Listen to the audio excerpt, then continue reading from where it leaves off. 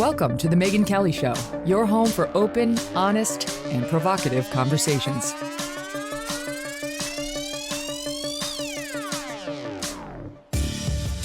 Hey everyone, I'm Megyn Kelly. Welcome to the Megyn Kelly Show. Oh my God, we have an unbelievable show for you today. I'm bursting at the seams to get to this.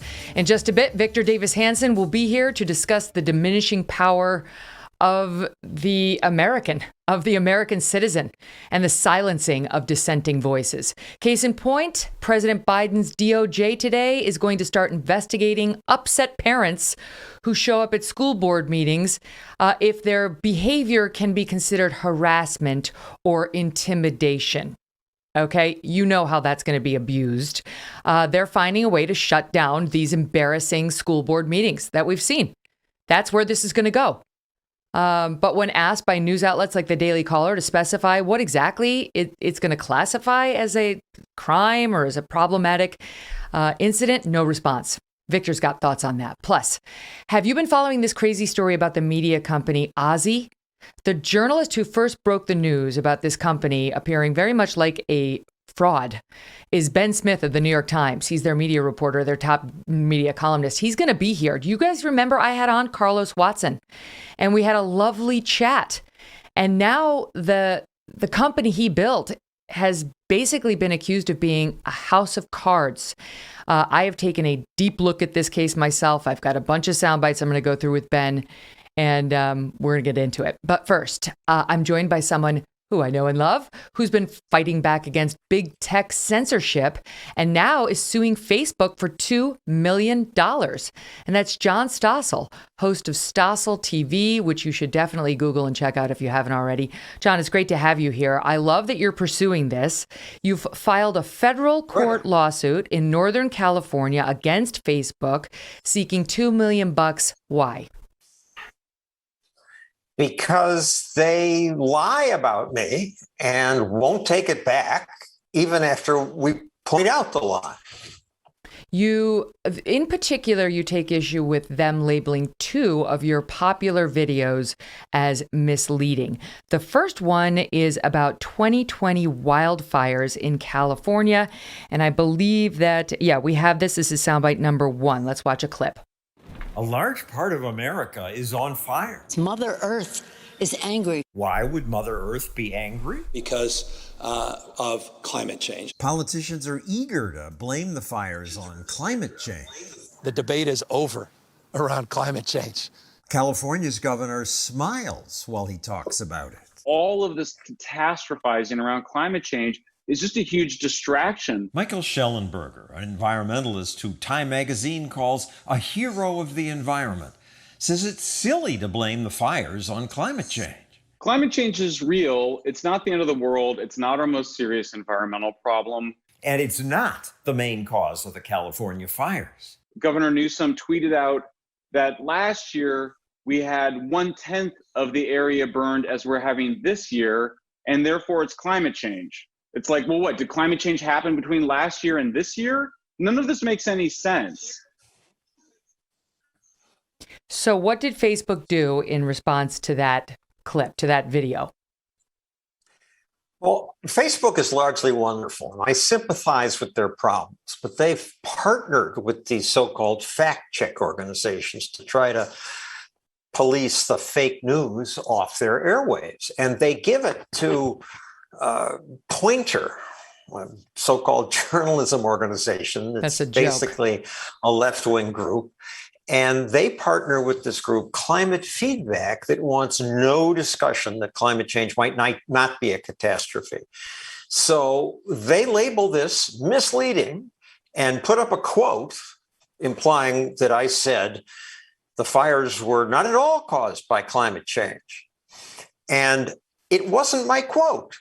I never said that. We acknowledge climate change played a part, but we put Schellenberger on there to put it in perspective. We called them government-fueled fires because they don't pick up the brush on the floor of the forest, and that's what really causes the big fires. And when they label something misleading, Facebook stops sending it out to people. And that's their right, but it's not their right to reprint this quote in my name as if I said something I never said. You can't appeal to Facebook. You have to appeal to the fact checker that made the mistake in the first place. They ignored me at first. And when they finally responded, they said, well, no, a quote doesn't have to be exactly what you said. What? I would have been fired at my previous jobs if I made up a quote like that. And they just won't change it. And on top of that, we interviewed some of their reviewers, and it turned out they hadn't even watched the video. That's what's so crazy. They're labeling your claims misleading, having no idea what your claims are because they've misrepresented your claims as being something other than what your claims are. And then they admit they didn't even watch the video after they slapped the warning label on it. We don't need to watch it because we know what's in there. We know who you're interviewing. So the audience understands. You concluded in the piece, you repeatedly acknowledge in that piece, climate change plays a role. This is a quote from you. Climate change has made things worse. California has warmed 3 degrees over 50 years.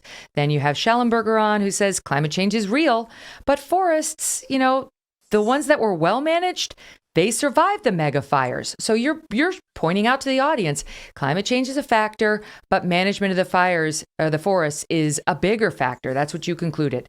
Concluding bad policies were the biggest cause of this year's fires, not the slightly warmer climate. And they say you're missing context. They say, click here to see why. The viewer clicks. They're sent to a page on Climate Feedback's website, which states, claim, forest fires are caused by poor management, not by climate change. Verdict, misleading. Well, their claim about your claim is what's misleading.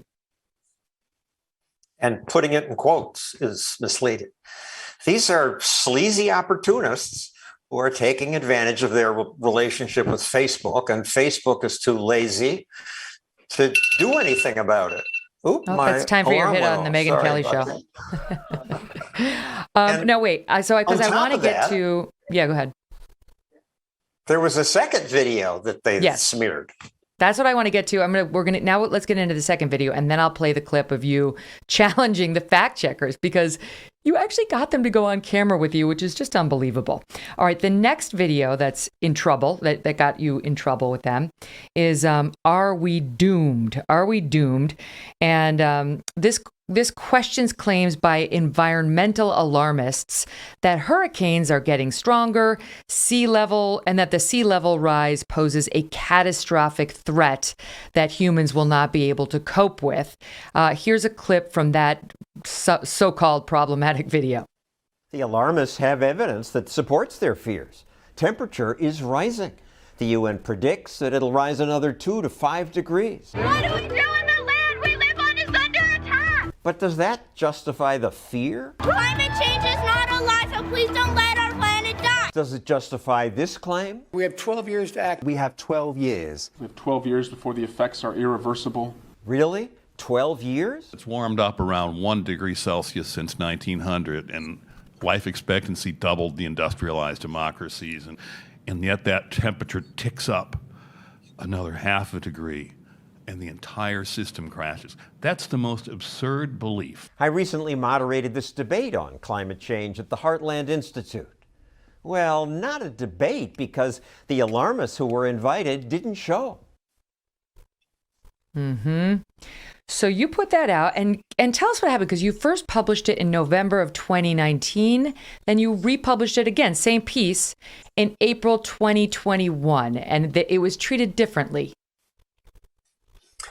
Well, Facebook let it go out. The first time it got 24 million views. And the second time, this group, Climate Feedback, called it, I forget what their label was, but instantly Partly false. Partly false, that's right. And they stopped sending it out to people. And that's my business model for my videos. It's why I left Fox to do those 2020-like videos. Facebook was my biggest way to get to people. And this Paris-based group of young activists just gets to cut me off. the it just makes me so angry just Makes to me talk angry about too. it. But Facebook has a right to be biased. I mean, maybe the scientists from Heartland are wrong. Maybe this will be a big catastrophe, but it deserves being discussed, not being cut off entirely. Mm-hmm. And it's crazy to me that they thought it was fine. It stood basically for 2 years almost without being labeled problematic or partly false. Facebook was fine with it. Then suddenly, it magically, in April 2021, it's now partly false and requires a warning label. And Because these fact checkers finally these fact checkers finally got to it.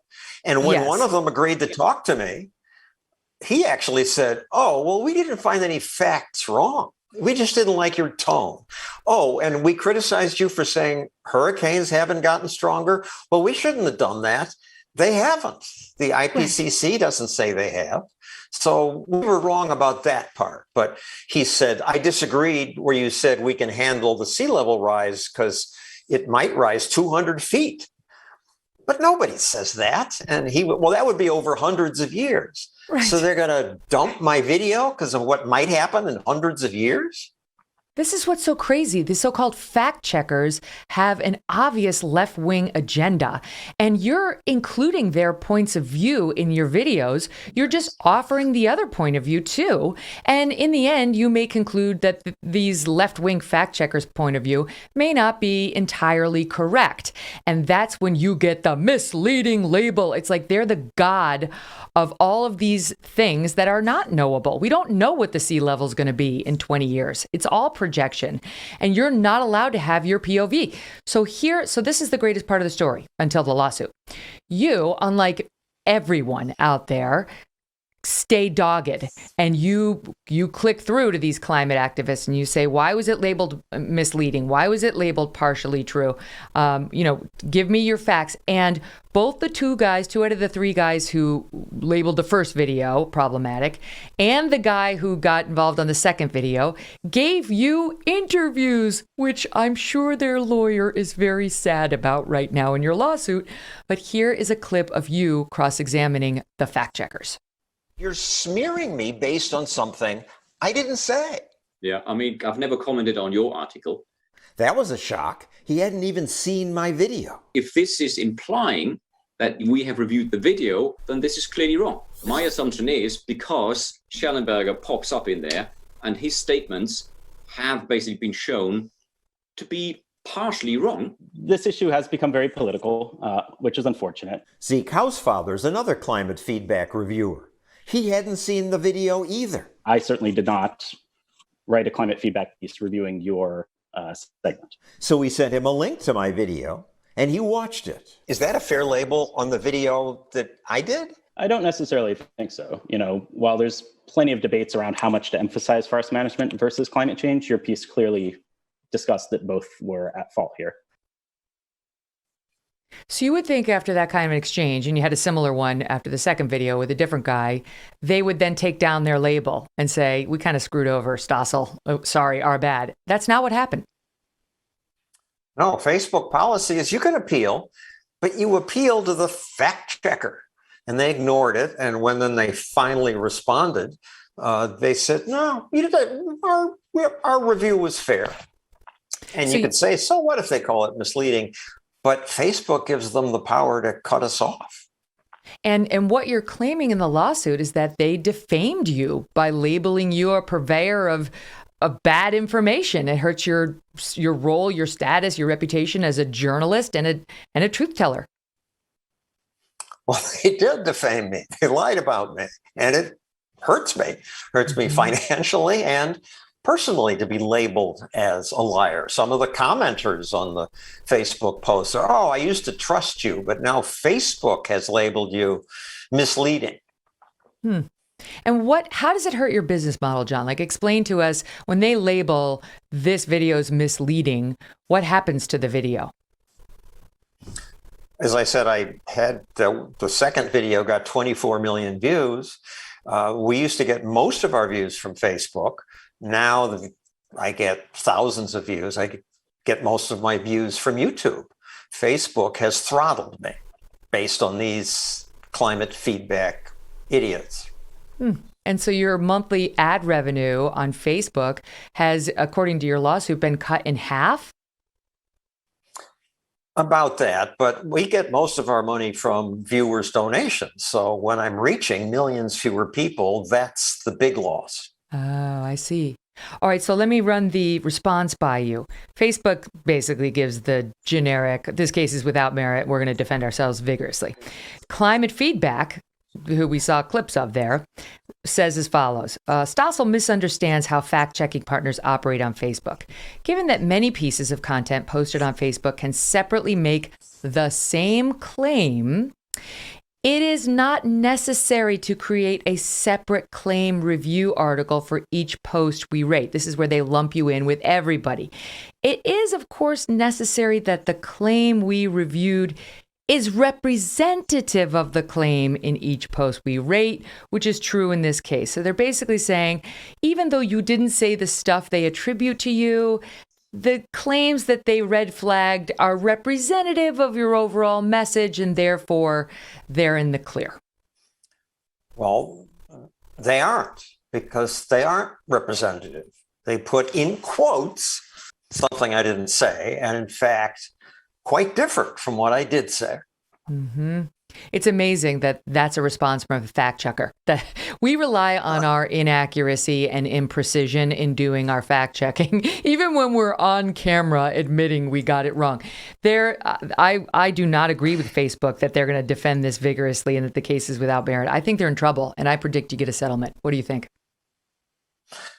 I sure hope so. And frankly, in California, you have to ask for more than $1 million. And so I did. But I don't care about the money. I want these people to stop smearing people. And they smeared John Tierney of the New York Times, Bjorn Lomborg, who does great environmental reporting, and Schellenberger. And I want Facebook to fire these guys and make them stop doing this. Yay. Me too. All right, we'll continue to watch it. Go get them. It'll be fun to watch. Thanks, John. Great to see you. Thanks, Megyn. Coming up next, Victor Davis Hanson is here. He's one of my favorite people. He's brilliant. And we've got so much to get to, including his new book, The Dying Citizen.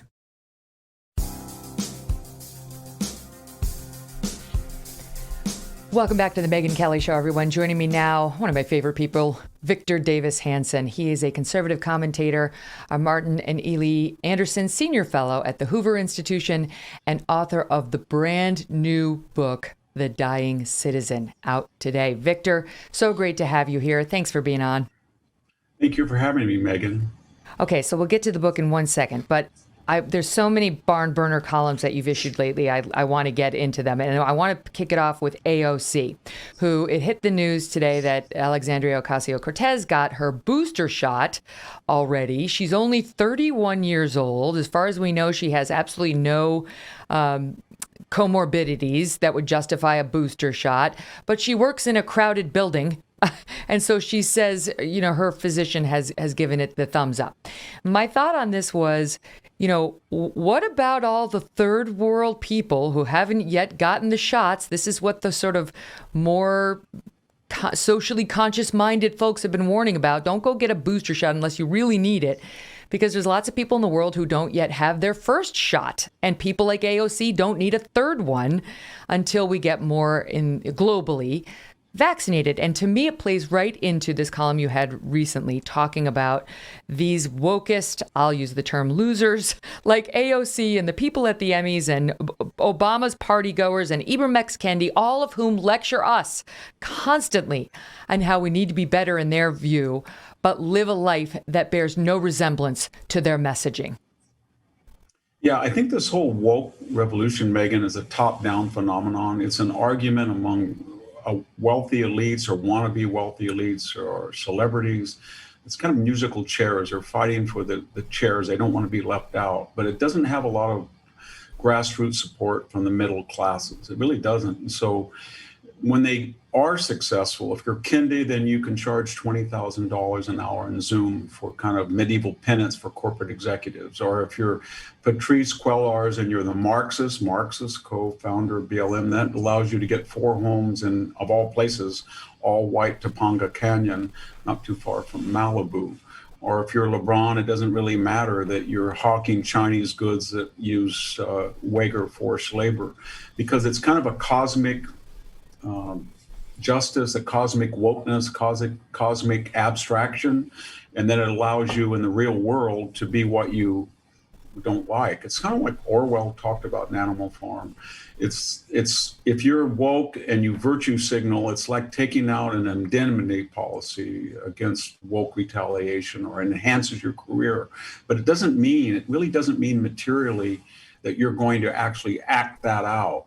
You're going to be one with the people. You're going to wear normal clothes. You're not going to go to the Obama's party. Or if you're the Obamas, you're going to go back to Chicago and work on those inner city problems that's plaguing that city.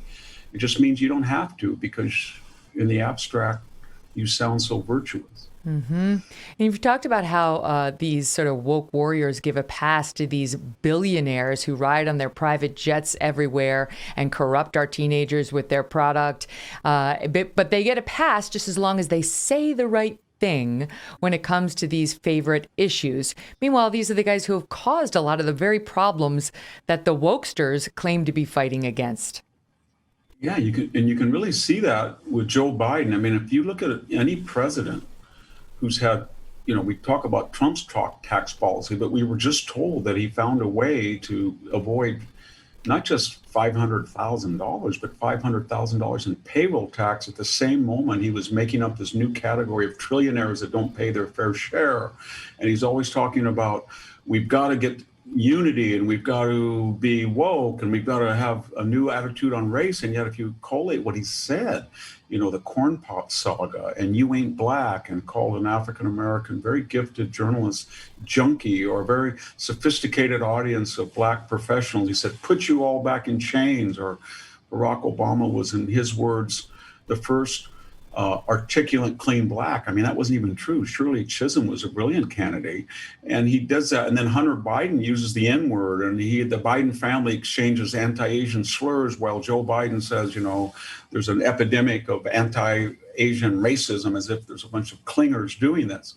And it gets back to this idea that they feel that once they've signed on to this woke revolution, they can do anything. It reminds me so much of the psychological background of the whole medieval indulgence and penance right before the Reformation, where you actually signed something that you were going to give so much money, or you're going to build a certain part of a church, and then in exchange for that, you were permitted to sin, or you could work off your sin. This means if you sign up for the woke revolution, then you don't really have to change your attitude, your material appetites, the way you live. And it's not sustainable. I think there's going to be a correction against it. Well, let's talk about that, because that's culturally. That's in your book, which I'm proud to have gotten an advance copy of. You and I are going to be doing an event on it later this week. But one of the points you make in The Dying Citizen is this wokeism is basically an appeal to return to tribalism. And tribalism doesn't bode well for societies like ours.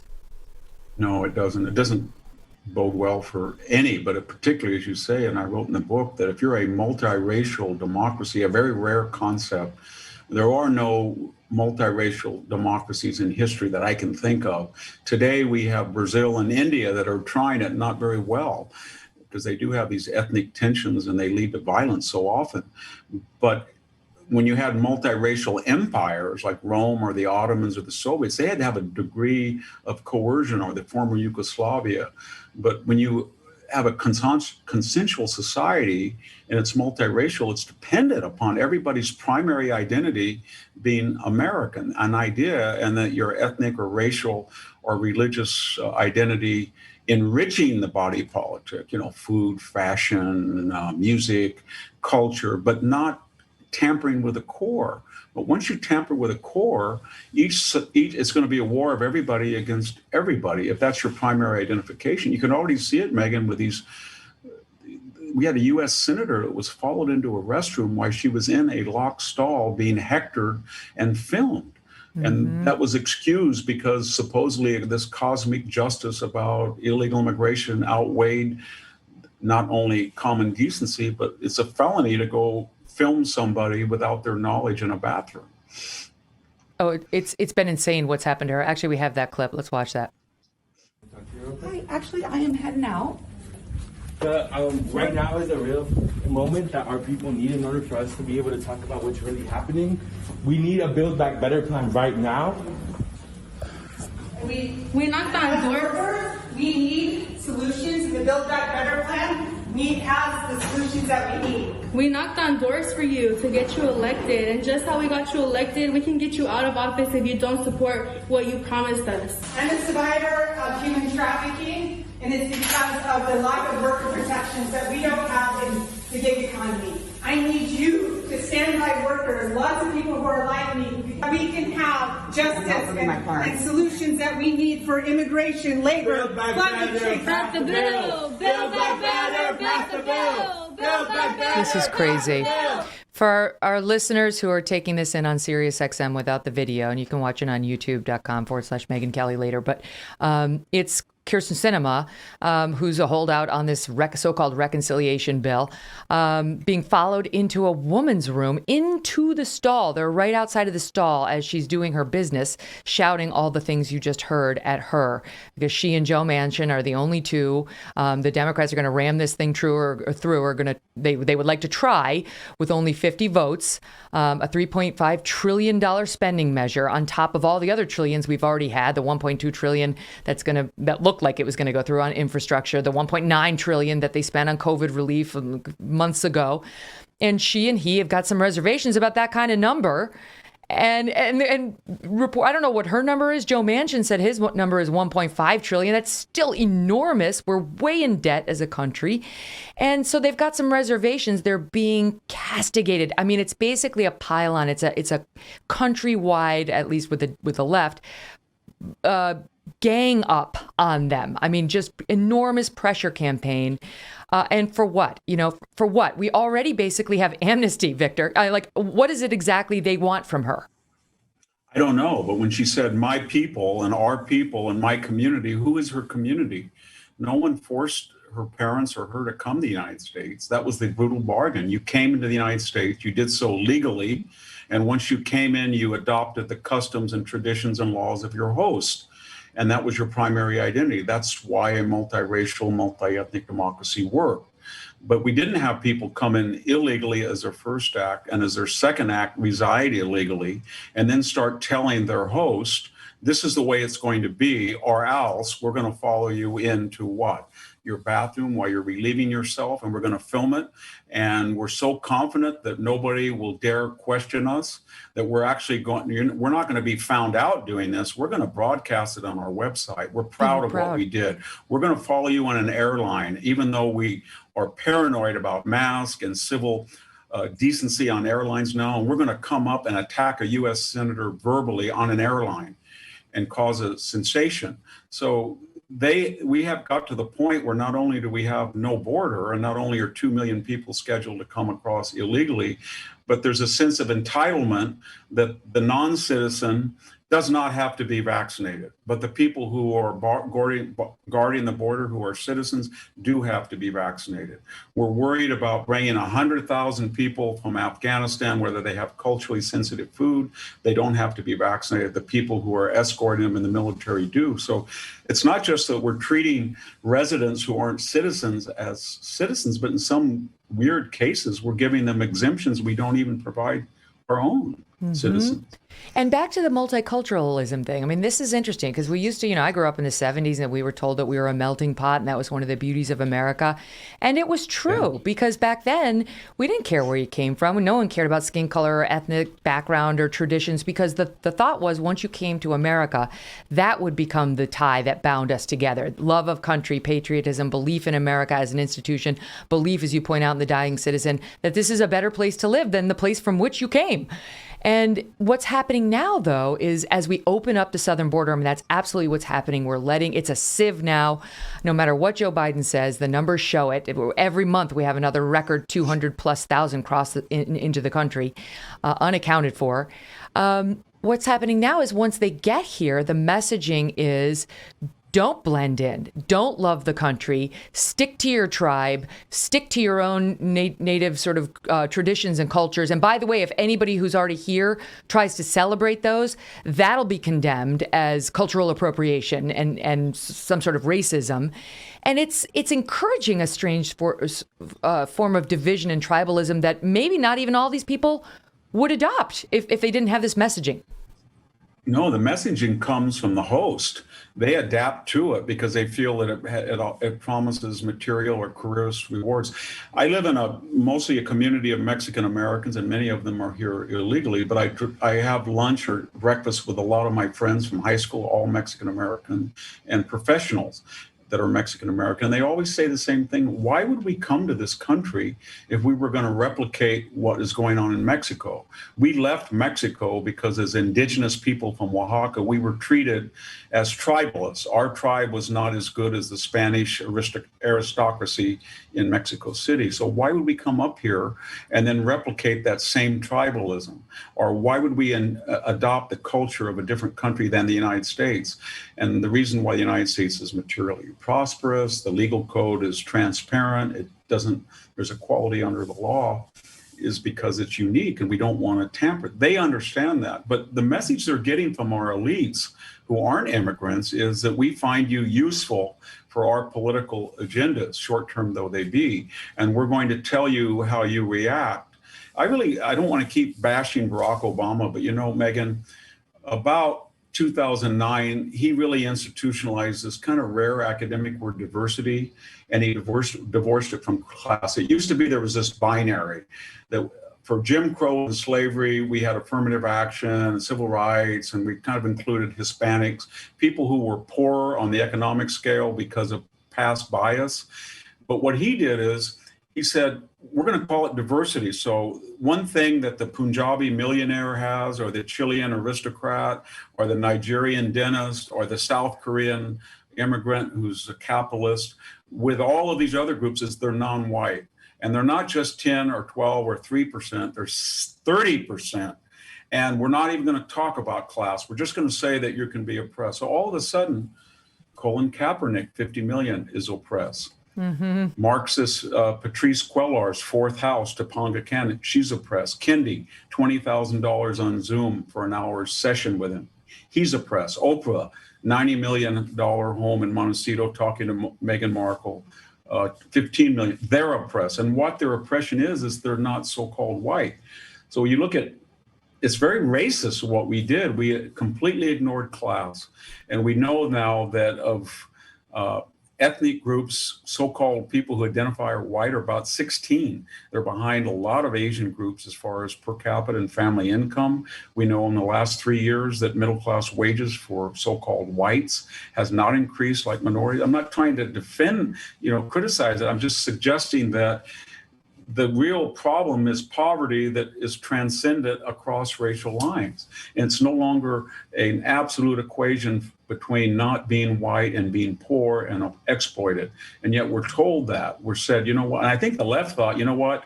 This capitalist economy is so effective and there's so much upward mobility and affirmative action works so well, we've got to be very careful. We've created an upper middle class that's non-white, but we have to say they're still oppressed. Mm-hmm. And so it's almost like a theater of the absurd when Obama comes out of a $25 million Martha's Vineyard estate, and he's worried about his children being stereotyped. And if they were stereotyped, unfortunately, it might be by African American youth, given the crime rate that we see. And he surely doesn't want to go back to Chicago and community organize. So it's absurd. And I think a lot of the wokeness is sort of a substitution or a mental projection or squaring the circle of elitism and feeling guilty about it and not acting out your ideology with your daily life. So they can sit in the ivory tower and say defund the police so that inner city folks are in danger, but they're not having any trouble. Like Cori Bush on the squad defends all of her tens of thousands in security, saying, too bad, I'm going to do what I'm going to do. And you've pointed out the 3 out of 4 members of the squad, I don't know how many members of the squad, but they are immigrants who have come here, or they or their parents have come here, and but they seem to hate America. It's like, well, why'd you come here? What's the point? Like, why come to a place I didn't you want loathe? to put words in their mouth. I didn't want to put words in their mouth, but I was an AOC whose parents came from Puerto Rico. By the way, they were very successful professionals. She grew up in Connecticut in a very nice suburban place, but she called the country garbage. We should be better than garbage. And I think it was Representative Omar said, we saw all these things in Somalia, then we got to the United States and it was just as bad. And then, if you look at all of their criticism of capitalism and everything, what was one of the first problems they all had as representatives? They all ran into campaign finance violations, Omar, Presley, Tlaib, and AOC. And so it wasn't that. And when you see AOC's taste in her designer clothes that we talked about, you get the impression that their ideological complaint of America was that they wanted to be somewhere very quickly, and the fact that nobody appreciated their genius. In the case of AOC, that she kept saying, I'm an international relations person, I have an MA from Boston University, but yet I was a barista. This is so unfair to the system. And a lot of their grievances seem to be about their own particular trajectories. And now once they found out that they're a megaphone for all the discontent, their real tastes are starting to come out. And they want to be sort of what Orwell said, 2 legs are bad, but now suddenly 2 legs are good if you're an animal. And that's what Animal Farm was all about, and a lot of his work was. That's right. It's been a while. 2 legs are better. I remember. Okay, so I'm joined today by Victor Davis Hanson. You can hear how brilliant he is, right? It's just like with all due respect, it reminds me of Charles Krauthammer. Listening to him, it's just like a special brand of brilliance. You just want to be quiet and listen. Victor's a Martin and Ely Anderson Senior Fellow at the Hoover Institution and author of the new book, The Dying Citizen, out today. Up next, we're going to take on General Milley and Dr. Fauci.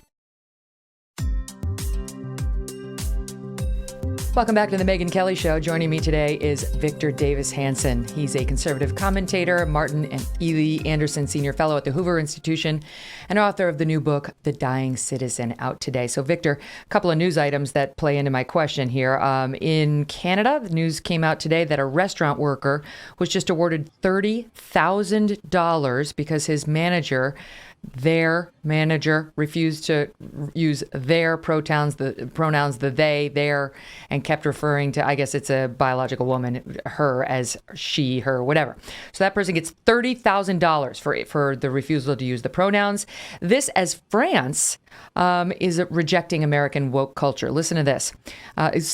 Some people, including President Emmanuel Macron, have rejected our woke ideology, and there's a cover story in Le Spectacle du Monde, one of France's leading magazines, recently running a piece titled, and I feel like they stole this from you, The Suicide of America. Very close to The Dying Citizen, in which they blame the deadly withdrawal from Afghanistan on a woke dictatorship over here and question whether the American empire is collapsing. Your thoughts on that? Well, the French are right, but they're not entirely right, because all during the late 70s and 80s, and I kind of wrote a book about it called Who Killed Homer with John Heath about 24 years ago. We had Lacan and Derrida and Michel Foucault. These were all French ideological imports, authors who were postmodernists. In other words, they said there is no absolute truth. It's all created by people who have power, white male, Christian, heterosexual, all that stuff. So what we're seeing with the woke movement was critical race theory, critical legal theory, new monetary theory. It all came from France. And we kind of, as we do in America, we swallowed it and vomited it back in atrocious manner. And then they're mad at what happened. But they helped create it. And they don't want anything to do with it because they understand where it leads to. It leads to an end of national singularity, exceptionalism, and it's socialism and Everything that we see in the world that doesn't work racially, we saw it in the former Soviet Union, Rwanda. We see it in tribalism in Iraq. We saw the economic model in Venezuela and Cuba.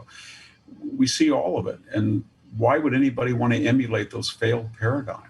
Okay, but let me ask you this in brass tacks. How does woke ideology translate into a loss of power for the United States? Yeah, I think a lot of ways. The first thing it is that one of the reasons I travel a lot in the Middle East, and I asked a lot of people, and I said, why doesn't the Middle East work? And they said, because I hear it again and again, we hire our first cousin rather than somebody who's meritocratic, somebody that's in our tribe, somebody that is in our religion, but especially familiar. So if we start adjudicating who gets into which particular school, or who becomes into the United Pilot Training Program, or if the CEO of American Airlines can't guarantee that when you take off, you'll have enough fuel. And I've been in 2 American airlines where you had to divert to get fuel, but he has time to comment on the Texas voting law, or the Delta CEO, or Chick-fil-A, or we have General Milley, who can tell us, and along with the Joint Chiefs and the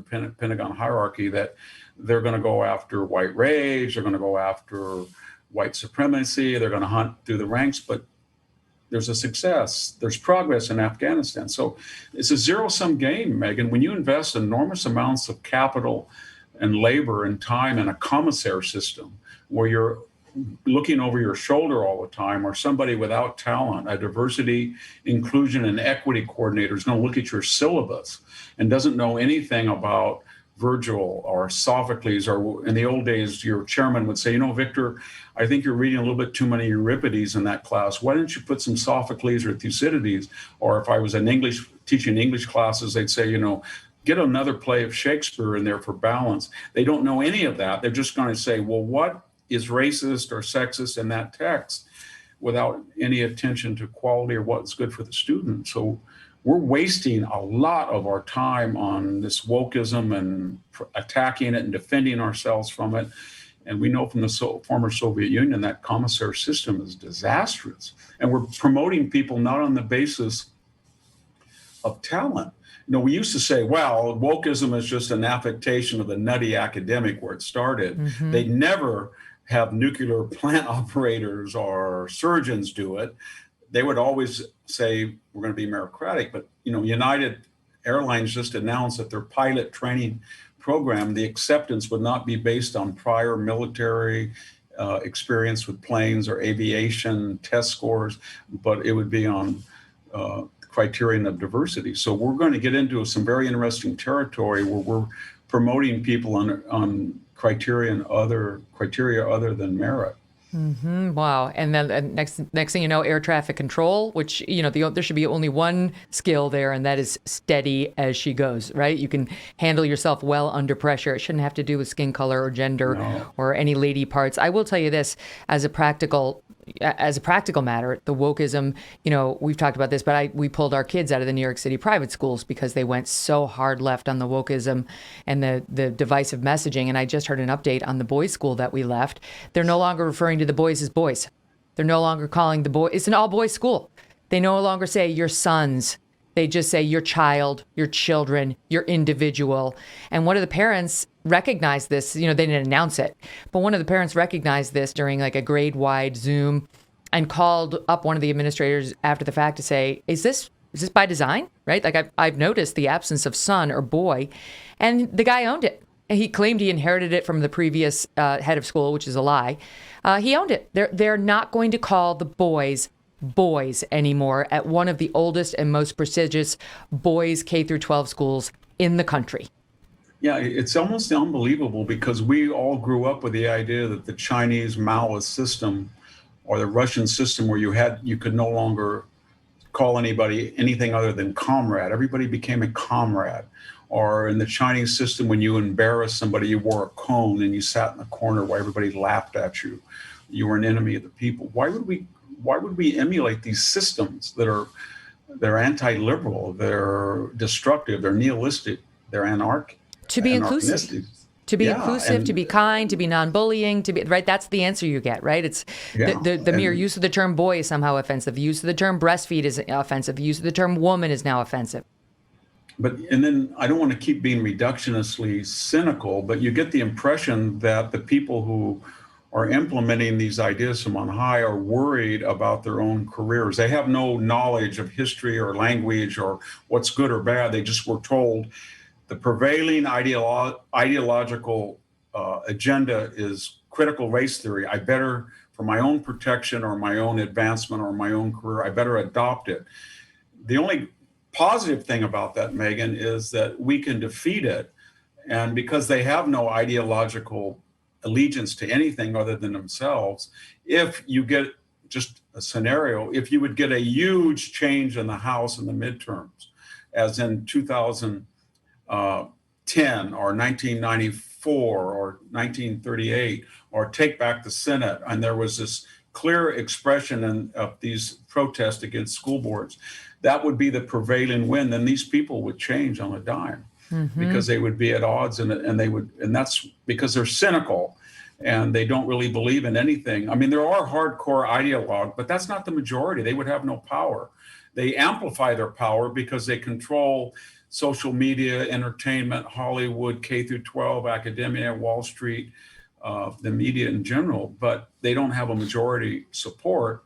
But if we could convince people in those institutions that it's not in your interest, if you're in the NBA, to lose all of your American audience, or we're going to really criticize you for doing business with a autocratic China, or we're going to take our children out of your Tony school or the public schools, or we're going to look at homeschooling or charter school, then I think they would make the necessary adjustments. At least the majority would. They wouldn't follow these very cynical, and they are cynical, as we said. Patrice Cuellar's is cynical. Kendi is cynical. Ta-Nehisi Coates, who was sort of the architect early on about wokeism, he's making a fortune translating African-American focused comic books into screenplay movies. So he's a big believer in capitalism and money and upward mobility and et cetera, et cetera. They all are. And I think people need to point that out, that the people they're hurting are the people who are in the inner city and they don't have access to a curriculum that improves their grammar and their knowledge of history and inductive thinking that wouldn't allow them to be competitive. They're almost the foot soldiers in this that are terribly used and manipulated by the elite. Well, this is where we're going to pick it up, because I want to ask you on the subject of, will people rise up in the midterms to push back against this? Will there be some resounding message? It's pretty interesting that today the news is that the Attorney General, Merrick Garland, has just ordered federal law enforcement authorities to confer with local leaders on how to address harassment, intimidation, and threats against educators and school board members. Maybe they don't like what they're seeing in these viral videos. Is it really about threats, or is it about parents just expressing their consternation? We'll get to that. We'll get to Millie. We'll get to Fauci as we continue our talk with Victor Davis Hanson, author of the new book, The Dying Citizen. Don't go away.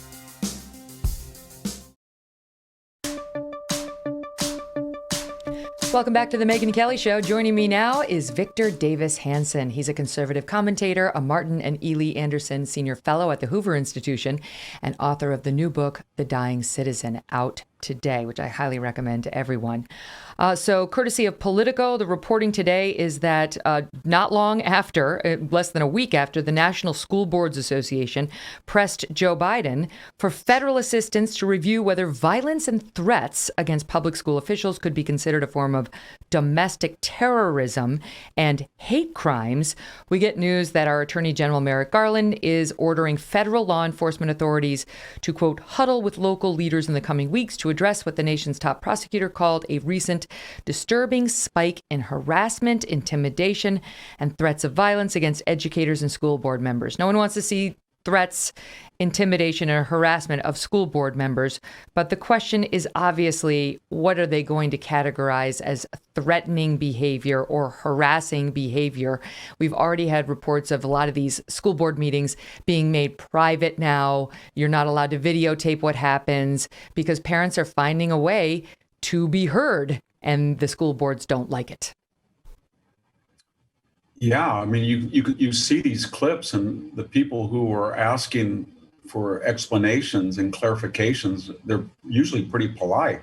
And they're making all these rules, as you say, that you have to even live in the district, or people are going to the extent of renting a home just so they can speak. And, look at the asymmetry, Megyn, that we just talked about.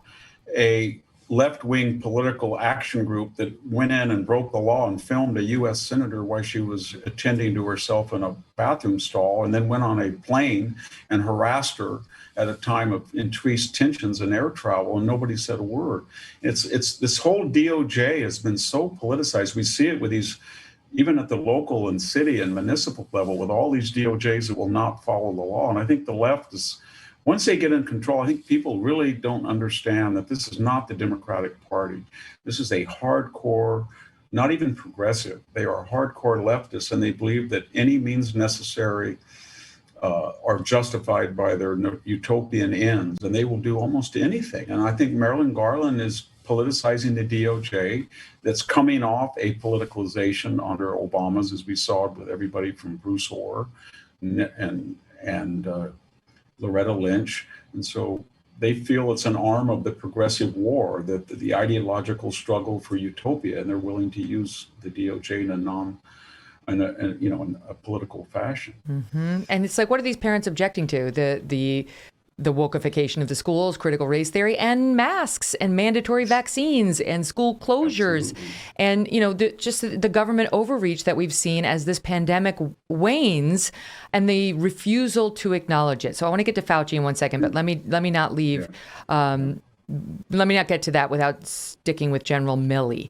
I do think his wokeification, his disastrous withdrawal from Afghanistan, and then his testimony last week about subverting President Trump, essentially saying, I had the permission of the acting defense secretary, and I didn't do anything that wasn't in the normal course of business, and admitting that he's basically deep throat for Bob Woodward, among other reporters, at every turn. I don't know when he had time to actually come up with any plans to get out of Afghanistan, because he was dealing with the press so often.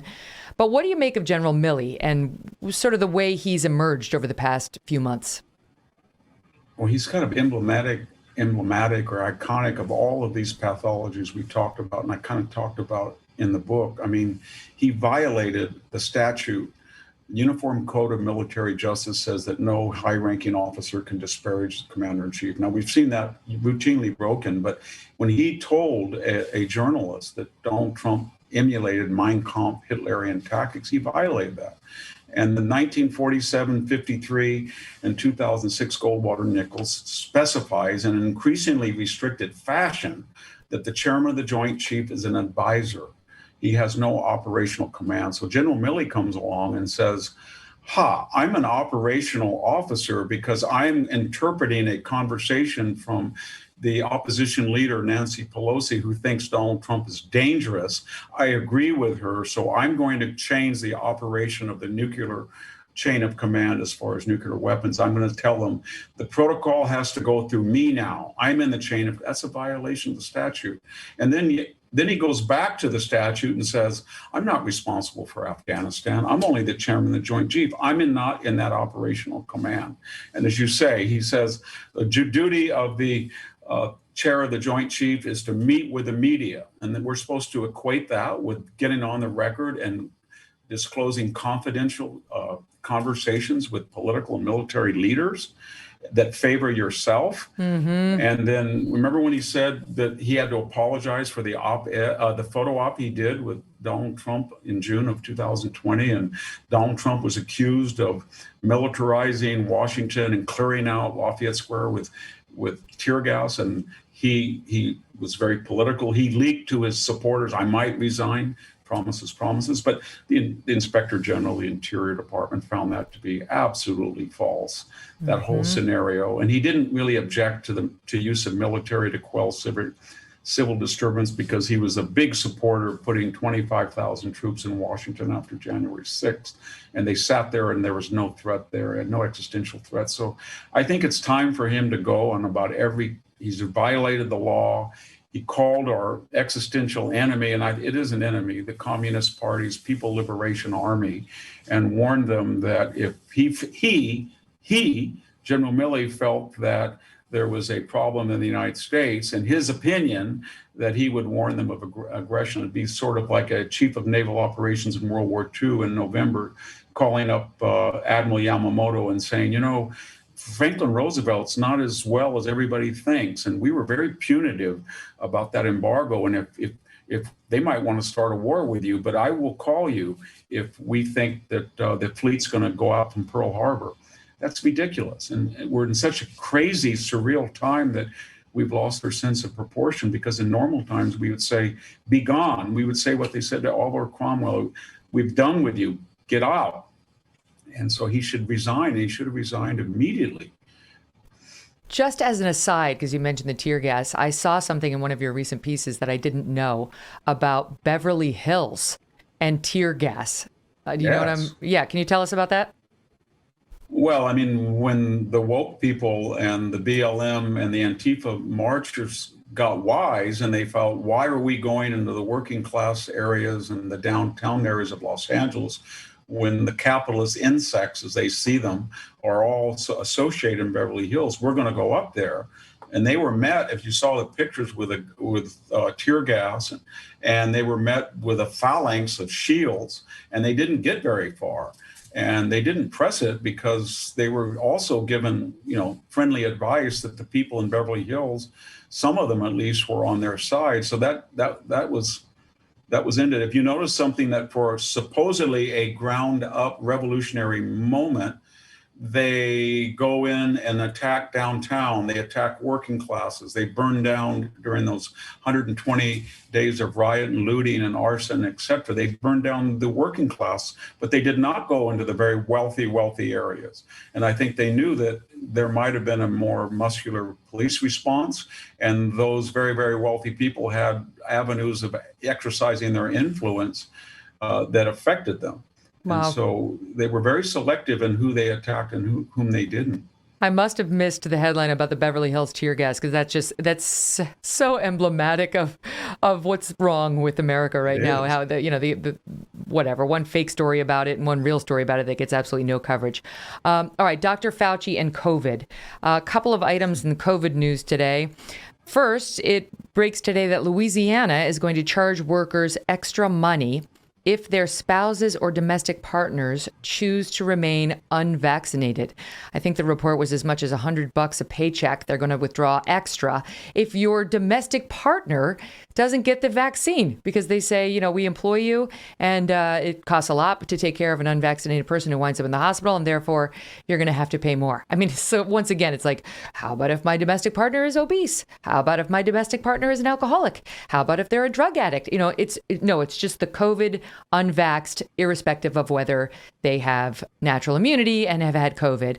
And on top of this, Dr. Fauci comes out. He's tried to walk it back since, because he got a lot of flack for it, but he told CBS over the weekend, it's too soon to say whether we're going to be able to have Christmas gatherings. Then he said it was misconstrued. It was like, well, you're on camera. Anyway, that it was too soon for Christmas gatherings. And you tell me whether he's in denial that this pandemic, thank God, seems to be finally waning. Yeah, he is, because the irony is, and there's a lot of ironies with him, that he doesn't follow the science. Because if you do the math of the number of people who have been vaccinated, it's well in the high 50s. And if you do the math of the people who've had COVID, I know there's overlap between the two groups, it's up to over 100 million. So we're getting to that 65 to 75% that either have antibodies or vaccinations. So the number of people becoming seriously ill has peaked, but he's not interested in that. And I say that not emotionally, but empirically, because remember, from the very beginning, he told us that masks would not be valuable, but then one mask would, but two masks might be better. Mm-hmm. That herd immunity would kick in at 60, but maybe 70, but maybe 80 or 90. But there's no way that this virus was engineered in a lab. It was naturally occurring from bats or pangolins, but maybe it may not or may be. But he would never give money to the Wuhan lab, but he did, and he routed it through EcoHealth. But it was not a gain of function. But in fact, if you read the description of the Chinese grant, it obviously was.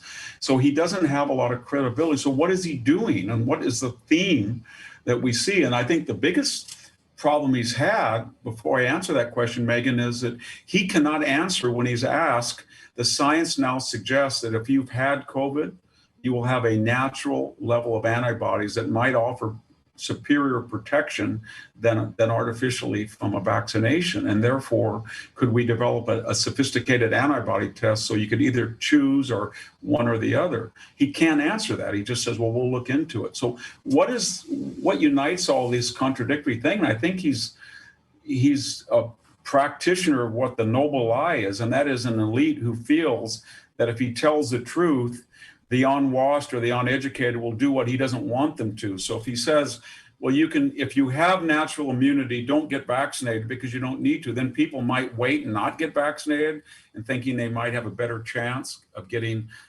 less side effects from the virus. Or he might think if he doesn't tell people that masks are valuable at first, then they won't go out and buy them, and then the medical practitioners will have enough. He said that.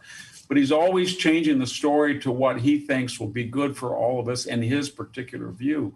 And he's lost now all credibility. And he too is like Millie. He should be gone. He's not doing his job, and he's casting doubt.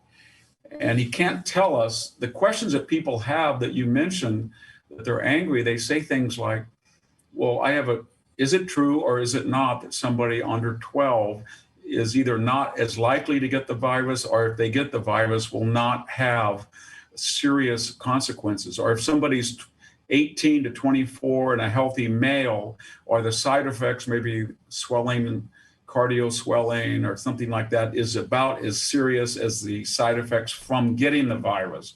Or if you've had the virus and you get a shot, you have a higher propensity for side effects.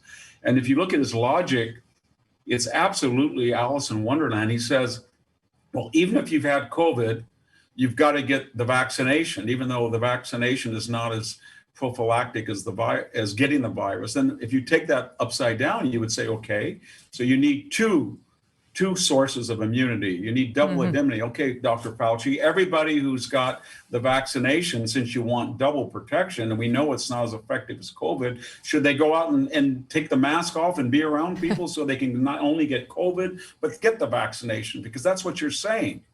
And it doesn't make any sense.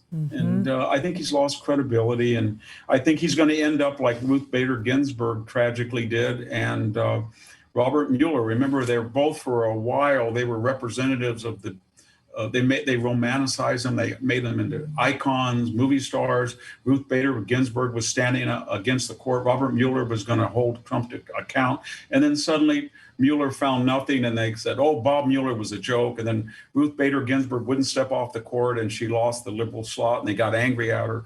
And that's what the fickle left does. And I think they're going to find that when Fauci's no longer useful, that he won't be St. Fauci with bubblehead dolls and cartoons and all that stuff about him. So what's going to force states like yours, California, and my former state as of a couple weeks ago, New York, and the state I'm in now, Connecticut, to be honest about where we are when it comes to the pandemic, take off the masks, get rid of these mandatory masks in the schools, and heaven forbid, ease up on the mandatory vaccinations and stop firing 1,400 healthcare workers in states like New York because they won't? Like, what is it going to take for them to admit that we're not back to normal, because that's not realistic anymore, but that we're at the endemic stage of this thing and we should be able to go about our lives without government putting its thumb on us at every turn? Yeah, I think nature is the answer, and nature has a law of its own. And nature basically says that when X number of people have some sort of immunity, they either don't get sick or they don't get sick in a fashion that hurts them permanently. And we're getting to that point. If you look at the statistics, I don't really look at the statistics of how many cases, but the statistics of death, even in places where there's a high caseload. I mean, I've been vaccinated, you've been vaccinated, but we may have had a case and we don't even know it. And so if we had been tested, we thought we had a cold, then we would be a statistic of a growing pandemic. But I think we're starting to see now that the number of people who have been vaccinated and the number of people who have had COVID is reaching a point where it's starting to decline, and it's starting to decline fast. And the second thing, Megyn, I think it's very important, we have forgotten medical treatments for this virus. We put all of our psychological energy in vaccination, but Merck is coming out with a drug that they think can limit it to 1 or 2 days of symptoms. We know from experience that vitamin D, zinc, even some supplements may mitigate some of the symptoms. And people outside of the official channels are taking things and they're doing things, whether it's, taking a lot of zinc or vitamin D, and I won't mention the dreaded ivermectin or hydroxychloroquine, but other things. They are doing studies on ivermectin. Yeah, we know that monoclonal antibodies and other drugs can save people from dying. So we're catching up to the morbidity of the and that always happens in science. And so science is taking care of it. And I think once that's clear, what's going to happen is the authoritarians are going to get desperate and get even double down.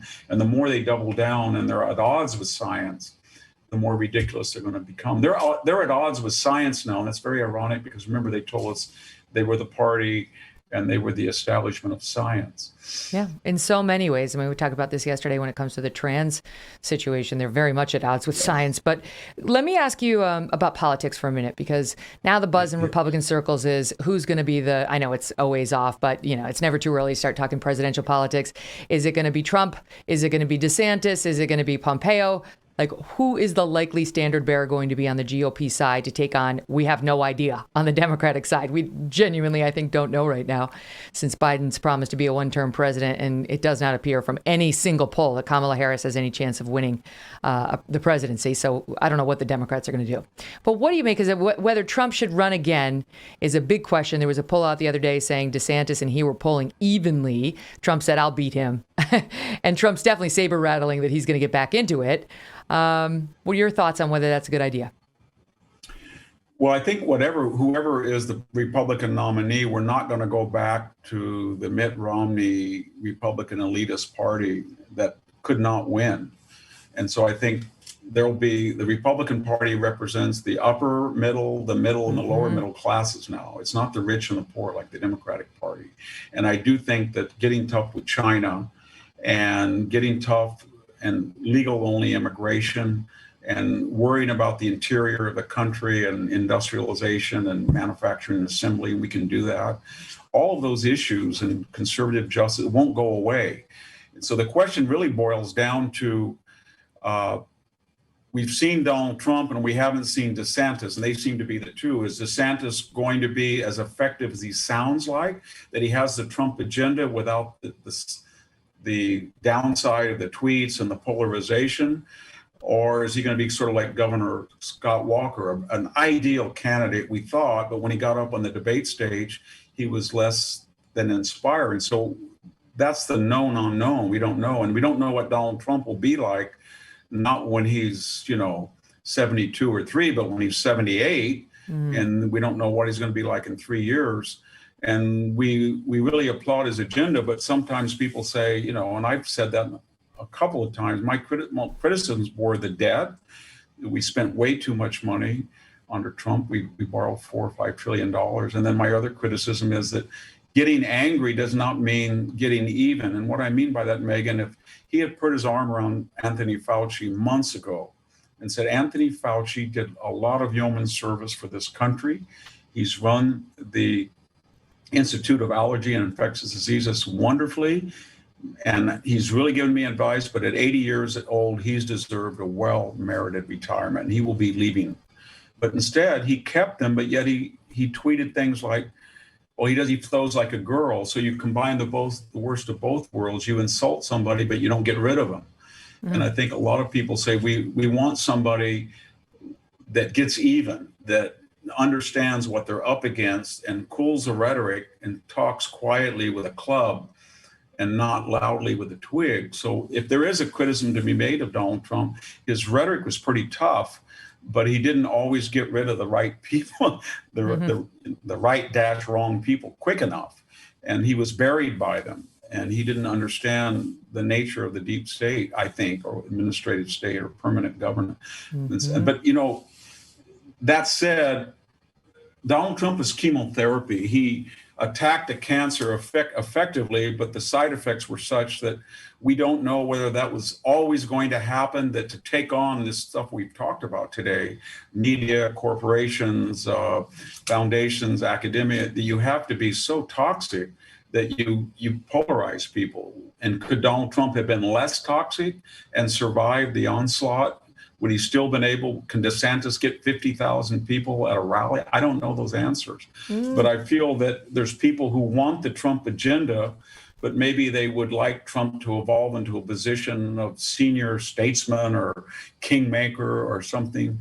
You really saw that very briefly in some people from the White House called me and I said, right after the election, you're not going to change the election, but we're going to get socialism because we have two unimpressive conservatives in Georgia, and they have two charismatic socialists, and they're going to win that election. And then we're sunk. So you got to get Donald Trump down there and rally everybody to come out to vote. And then you've got to have him as a senior statesman barnstorming the country to win the House. But instead, he went down there and talked about all the grievances of the past election, and that made people lose confidence in the election integrity in Georgia, and some didn't come out to vote. Some got turned off, and that was a needless loss, and that really put us in the dire straits that we are today. This is why you're so brilliant. Donald Trump is chemotherapy. Why haven't I heard that before? That brings it home, right? Like you've got to have toxicity injected into the host to fix it, but that doesn't mean there aren't going to be some very negative side effects. Victor Davis Hanson, such a pleasure and honor as always. The new book is called The Dying Citizen. It is out today. You've got to read it and read everything Victor writes. Well worth your time. Great to see you. Thank you, Megyn, for having me on. Up next, I'm really looking forward to this segment too, wanting to talk about Carlos Watson. He came on this show. I've been on his show. Then I find out, is half of his business, is all of his business a fraud? The guy who first broke the story about subterfuge with Goldman Sachs and impersonating a YouTube executive is Ben Smith of the New York Times. He's here next. And by the way, we'd love to know your thoughts on anything we've discussed today. Give us a call, 833-44-MEGYN, MEGYN. That's 833-446-3496. Welcome back to the Megyn Kelly Show. Joining me now is media columnist for the New York Times, Ben Smith. Ben broke the story that kicked off the downfall of Ozy Media last week and of Carlos Watson, who has been a guest on this program and who we have invited on again to explain some of the claims about deception of investors and more, though he has not accepted our request. He actually hasn't gotten back to us at all. Though he was on CNBC and the Today Show yesterday, so he put himself out there, Ben. First of all, I mean, amazing reporting. So I've got to, hats off to you, because what turned out to be like a barn burner of a column turned into the collapse of a media company, which I don't think many people saw coming. Carlos came on our show and I repeated claims I'd read in the media about their amazing numbers at Ozy, the traffic on the website, on his YouTube show, on his podcasts. And you have reason to believe that those were overstated, in addition to this out-and-out fraud that appears to have been committed on Goldman Sachs as it was considering investing $40 million into Ozy just this past February. Let's start with that big headline on what happened last February. Carlos's number two guy, Samir Rao, who's his COO, and that's, by the way, the guy who Abby has been talking to. Whenever they book me, that's the guy who contacts her, my assistant. She said she feels personally betrayed. But tell us what he did. Well, what happened was, Goldman Sachs, I think, was fairly close to an investment. They'd been having great conversations and was trying to sort of basically, as part of their due diligence, talk to some partners, talk to a bunch of partners. I think YouTube was among the last partners they were going to talk to, and get on the phone with a guy, with a person that the Ozy folks tell them is a guy from YouTube. And at some point, the call is weird, and they reach out to YouTube, and the voice sounds weird, and they reach out to YouTube and say, hey, was this... I wanted to follow up on our conversation. And the actual YouTube executive says, what conversation? We never talked, which kicks off an investigation at YouTube, which turns it over to the FBI. And subsequently, Carlos Watson then says, well, it wasn't actually a YouTube executive. It was my partner, Samir Rao, impersonating a YouTube executive, which he chalked up to a mental health crisis. It's crazy. And they stood by him. So I never read anything more specific about what they did with the COO, Samir Rao, to address this mental health issue. He took time off, although the employees I talked to don't recall him taking time off. I mean, has he gotten specific with you on what the mental health issue was? Yeah, they've discussed it. They said he had a specific condition and there were some issues with his medication. I haven't seen any records or anything. Oh, come on. I think that the thing that, I mean, and, who knows? And I'm not trying to, I don't know. I think that the problem with this story is just that, I mean, obviously a lot of people struggle with mental illness and don't commit alleged securities fraud. Mm-hmm. And this was very much part of a pattern of specifically lying about their relationship with YouTube. Yeah. Carlos had sent an email to somebody a month or two earlier that they had sold a show to YouTube, for instance, which they had not. Was that the YouTube Originals claim? Yeah. Okay, so YouTube has a separate section called YouTube Originals, and that's where they put their own money behind your show and bring you over to YouTube. And Carlos had told people that they were going to do that for his show, and it turns out that's not true. The YouTube has gone on record with you saying there was never a YouTube Original show for Carlos. Right, and so this deception in this phone call really was part of a broader pattern of the company misleading people, particularly about its relationship with YouTube. I mean, there were signs up all over the place, all over New York and LA and Chicago that said, fastest growing talk show on YouTube. And I mean, it's not, that's not an official category. There are lots of people talking on YouTube, but there's just no reason. That's not a real number. And but they kept attributing these laudatory. You tell me, because they kept attributing these laudatory quotes to people to publications like the New York Times, like Variety, like whatever great publication. And it turns out that wasn't true at all. What would happen was either organizations like yours, the New York Times, could find no evidence of that quote ever appearing in your paper, or it would be this guy, Samir Rao, again, saying to Variety, Carlos Watson is on fire, or something like that. And they would attribute it to Variety instead of a guy who actually works at Ozy, who was just pumping the company. Yeah, it was pretty remarkable. I mean, the other one was, right, there were different ways. They did an interview with Good Morning America, and maybe this when you interviewed Carlos too, where they provided a bunch of stats, and the Good Morning America host says, wow, seems like Ozy is doing great, like sort of as a question when he's reading the statistics that they've given him. Mm-hmm. And then sure enough, Ozy is doing great. Is Good Morning America. And I've never looked up to see whether my quotes were used. I certainly hope not. But I want to go through a couple of them, Ben, because Carlos came out yesterday and in a really bold, brash move, told CNBC and told the Today Show, I'm back. We are on Friday, you reported they're closing the company. I mean, less than a week after your original report about the fraud and the impersonation of the YouTube exec. Then it comes out they're overstating their numbers when it comes to their newsletter, when it comes to their online traffic, when it comes to their YouTube views and so on, just to name a few of the problems. And they say we're closing. Then Monday, he comes on NBC Properties and says, we're back open. We're back in business. This is my Lazarus moment, reference to the figure in the Bible resurrected by Jesus. And this is my Tylenol moment. Tylenol was brought down or suffered a major crisis in '82 when somebody put cyanide in their capsules, but it wasn't them. It wasn't Tylenol. I'm not sure you can say this is a Tylenol moment when it's you and your COO behind the problems. And I want to go through a couple of them because he's really trying to downplay everything, Ben. He said, first of all, YouTube, it happened, but I wasn't there. It's heartbreaking. It wasn't okay. Samir did this, but it was a mental health episode and I wasn't on the call. Okay. Then there was a guy who was Brad Bessey, who was brought in to be his executive producer of his show. And you tell us what Brad Bessey's complaint was. So Brad was just a very experienced TV producer, had run Entertainment Tonight, and I think he started The Talk and ran that for a bit, and loved the idea of the Carlos Watson show and went to work for it, and was told we're launching on A&E next month. This is last summer, and they're all scrambling, and then finally it's strained, it's unusual, and typically the executive producer would be talking to somebody at the network just to sort of figure out what exactly they want, and Carlos and Samir would never put him in touch with anybody from the network. So finally he reached out to a friend at the network and said, hey, look forward to getting the show on the air. And they said, what show?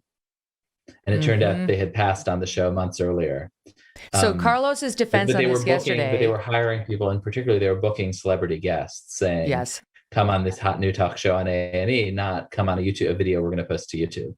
Carlos had a defense and they were to telling this. advertisers other things. I have a document where they sold $1 million advertising campaign to the American Family Insurance Company.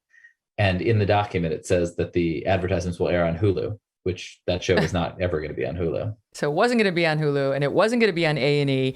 Carlos, again, he did 2 interviews. One was with Craig Melvin over on the Today Show, and one was with Andrew Sorkin, Becky Quick, over on Squawk Box.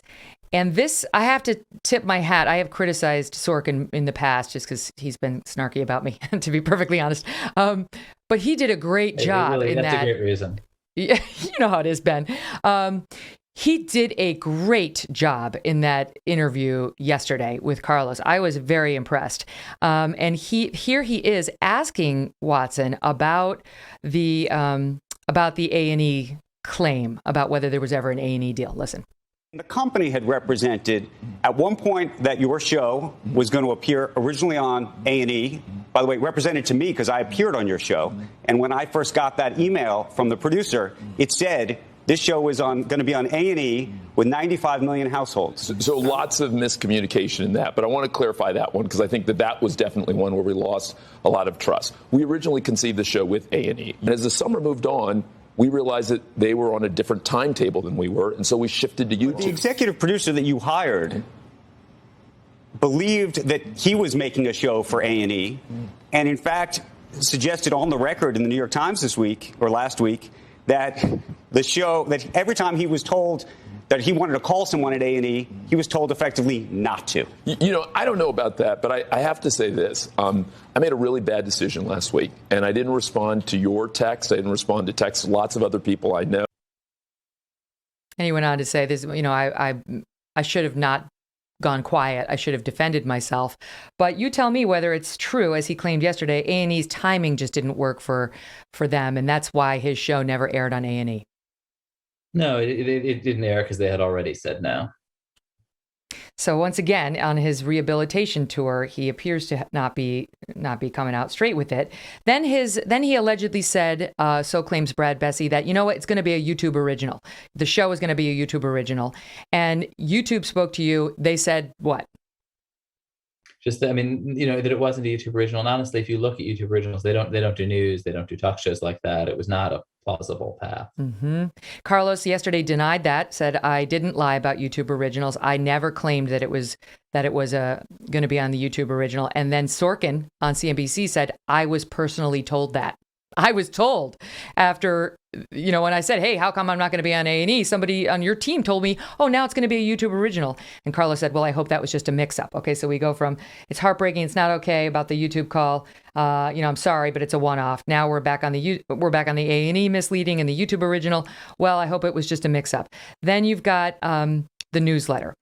They claimed Ozy told Axios it had more than 20 million subscribers to its newsletters. Now it says 26 million. Can you just put that in perspective for us? Does anybody have 20? Like, what does a successful newsletter company have in subscribers?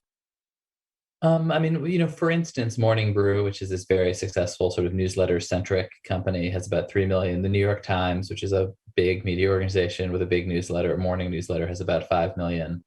Wow.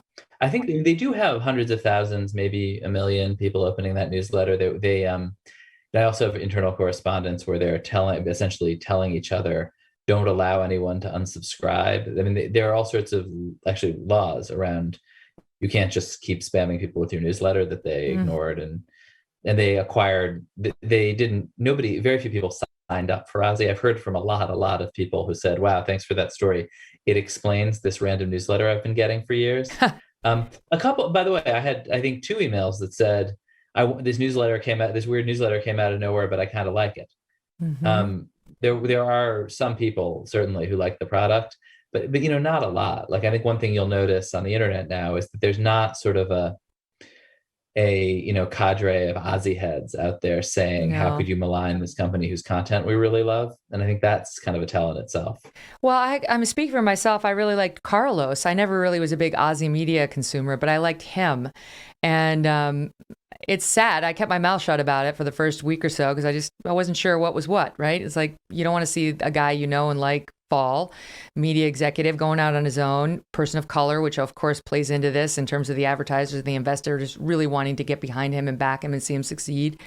But this is not good. And the facts that you continue to report and others now too, they're not good.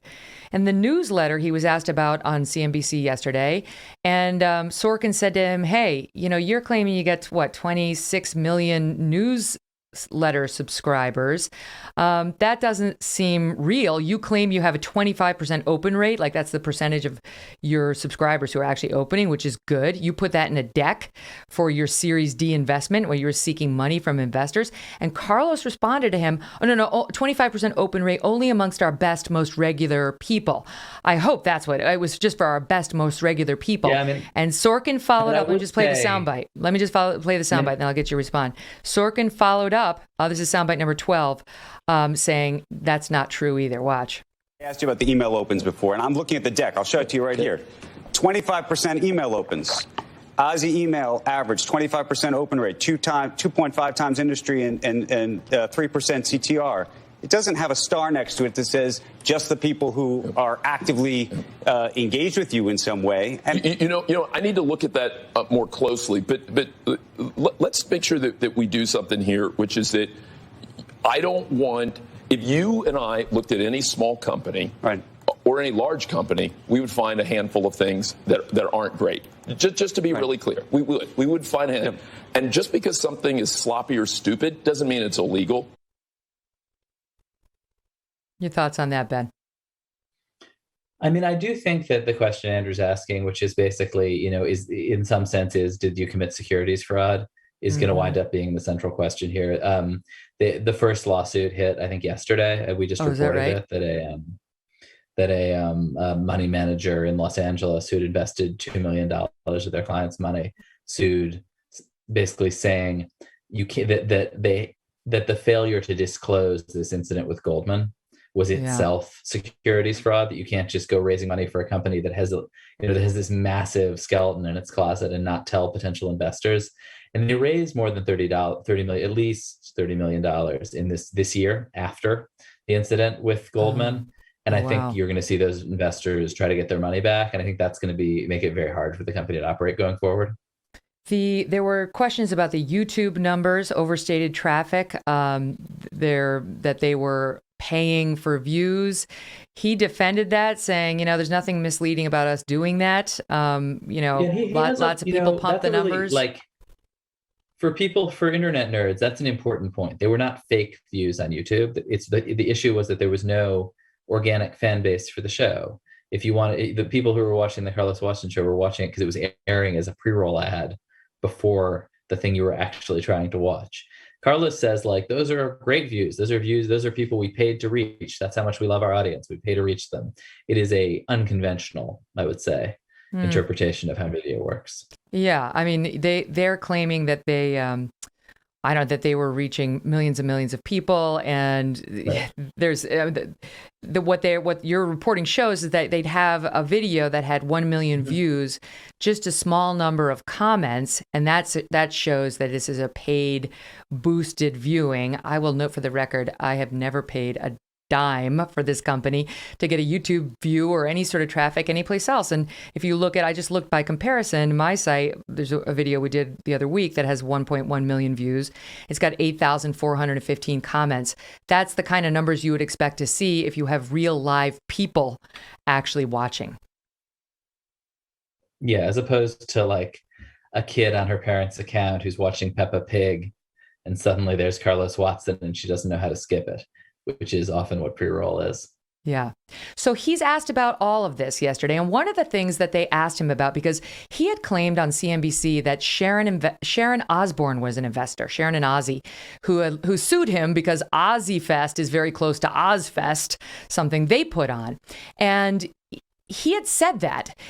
And then Sharon Osbourne came out yesterday and she said, oh, this guy's a liar. It's not true. I've got nothing to do with him.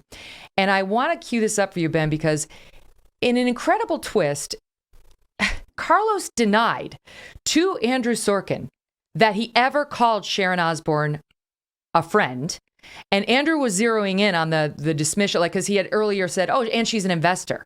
Turns out, well, they got in a lawsuit and she wasn't a real investor. They gave her some shares as part of the settlement. So you can't run around saying, oh, she's an investor, like she gave me money.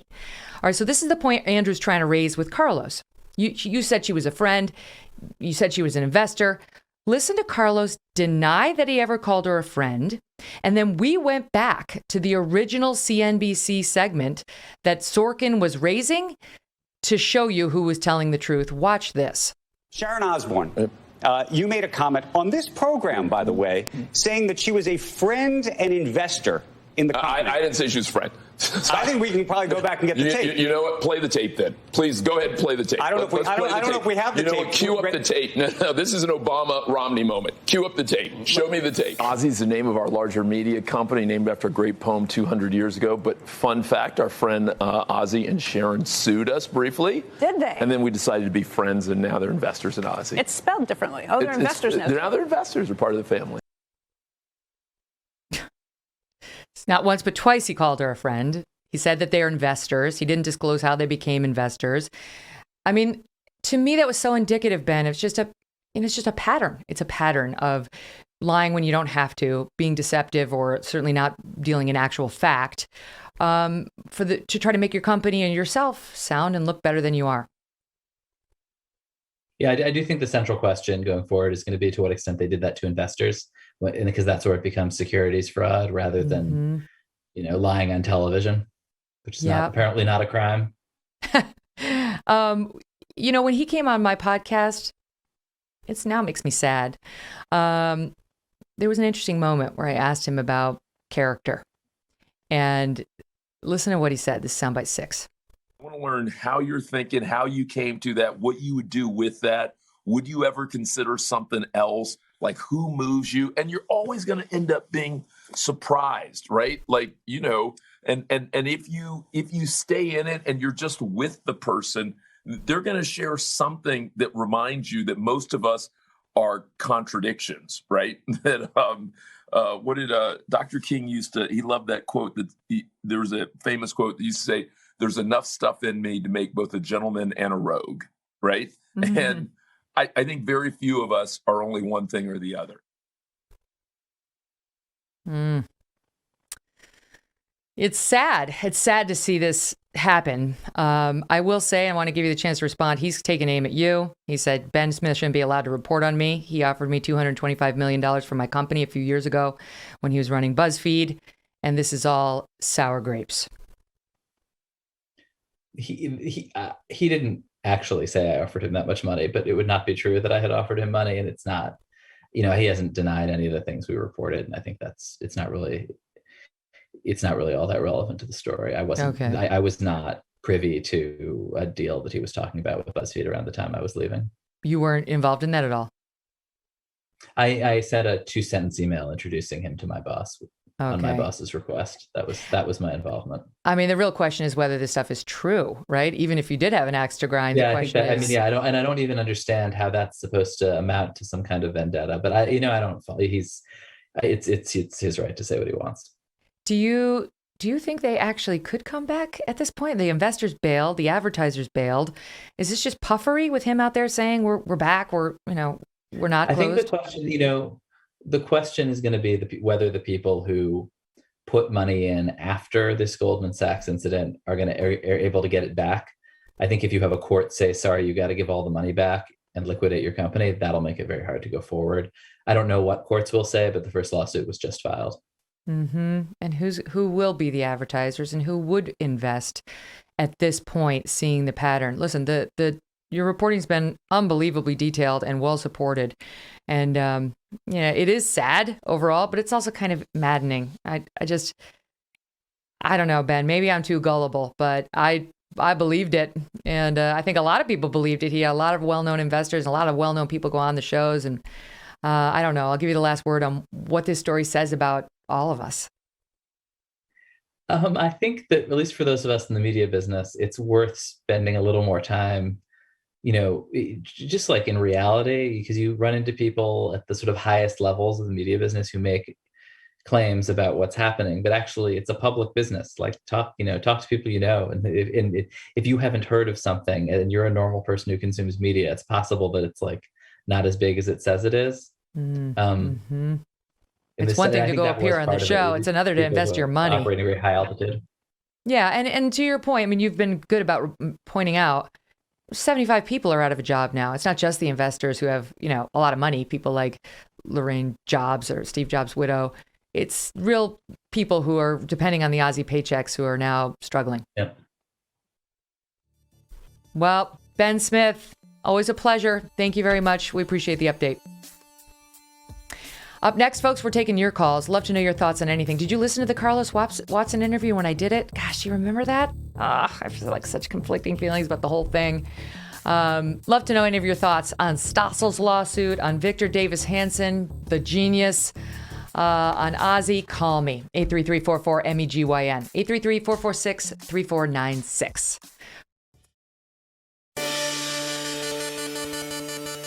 You guys were up against it because we went a little long because we packed 20 pounds of potatoes into the 10-pound bag today in the show. So we're not going to be able to squeeze in the calls. But I have to tell you, one of the things that has been so great about launching this show and having a direct relationship with you guys and me being the CEO of my own media company is that everything is authentic. I mean, I would never do what they did. He's describing it as smart. I would never pay for false views or fake pop-ups or any of that nonsense.